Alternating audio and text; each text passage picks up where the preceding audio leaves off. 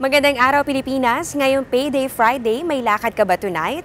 Bago yan, alamin muna natin ang magiging lagay ng panahon sa mga susunod na oras. Sa mga residente ng Cabanatuan Nueva Ecija, magpapakita naman si Haring Araw pero paghandaan pa rin ang mga pulupulong pag-ulan o pagkidlat, pagkulog, lalong-lalo na yan pagsapit ng hapon o kaya naman ay sa gabi.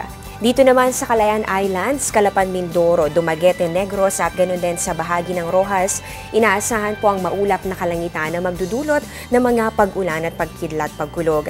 Kaya kung wala naman kayong importanteng lakad na manatili na lamang sa inyong bahay. Sa General Santos City, generally fair weather condition ang mararanasan sa temperatura nga abot ng 22 to 32 degrees Celsius.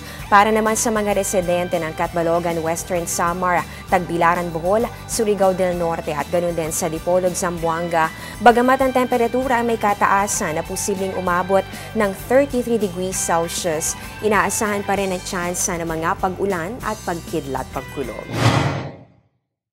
Samantala, nakaplano na ba ang road trip ng inyong barkada? Alamin muna natin kung gusto nyong mag-explore sa ganda ng ating bansa. Alamin natin ang weather condition dito yan sa tourist destinations ng Pilipinas.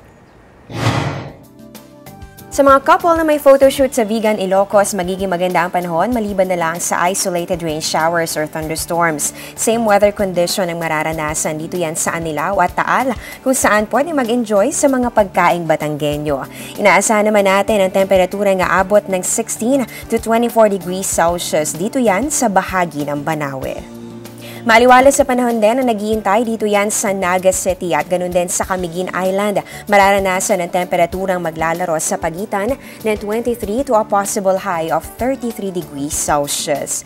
Dapat namang magdoble ingat ang mga magbabakasyon dito yan sa El Nido, Palawan o kaya naman ay sa Boracay dahil mararanasan dito ang cloudy skies na magdudulot ng malaking tsansa ng mga pag-ulan at pagkidlat, pagkulog. At yan ang latest mula rito sa Quezon City. Ito ang Panahon TV kung saan walang pinipiling panahon ang pagbibigay impormasyon. Ako po ang inyong weather lover, Amor La Rosa. Ang bahaging ito ay hatid sa inyo ng Air 21. Sagot ko, padala mo.